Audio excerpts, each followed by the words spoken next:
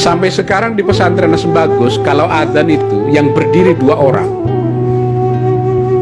yang berdiri sama-sama adzan dua-duanya. Allahu Akbar, Allahu Akbar, Allahu Akbar, Allahu Akbar. Suatu waktu Kiai As'ad berangkat ke Mekah, diganti oleh menantunya menjadi pengasuh sementara, namanya Kiai Dhafir Munawar yang tadi saya sebut itu. 2 muadzin ini dihapus, diganti 1 muadzin. Tiba-tiba asrama terbakar. Pulang dari Mekah, Kiai As'ad langsung nanya, itu asrama terbakar kayaknya adzannya hanya sekali, tanpa ada yang memberitahukan. Makanya dipertahankan sampai sekarang. Waktu muktamar dan munas NU Situbondo, Kiai Ali Maksum dan kiai-kiai lain itu mengkritik Kiai As'ad.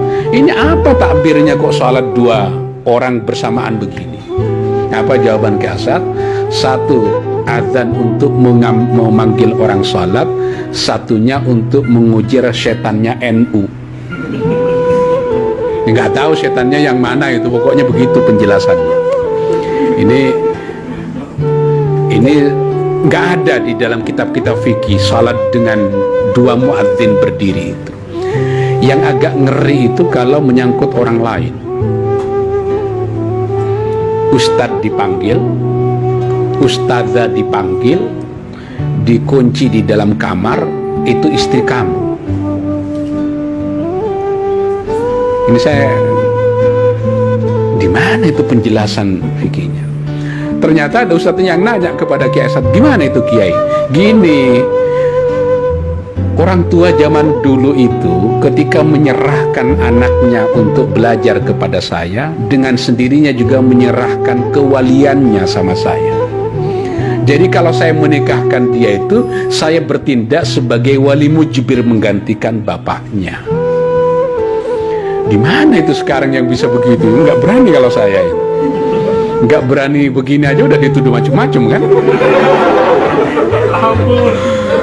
Tapi Kiai As'ad berani itu, makanya saya sebut Kiai As'ad ini udah beyond fikih sebenarnya.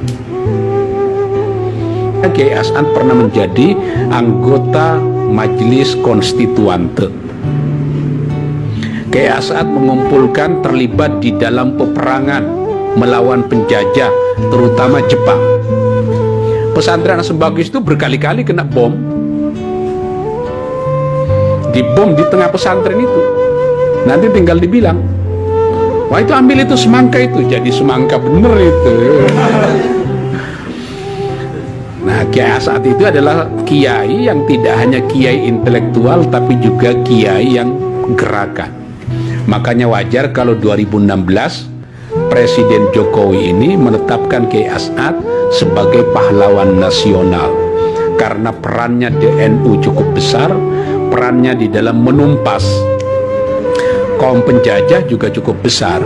Setelah Kiai As'ad 2017 kemarin ya, tahun 2018, Tuan Guru Zainuddin Abdul Majid juga ditetapkan sebagai pahlawan nasional.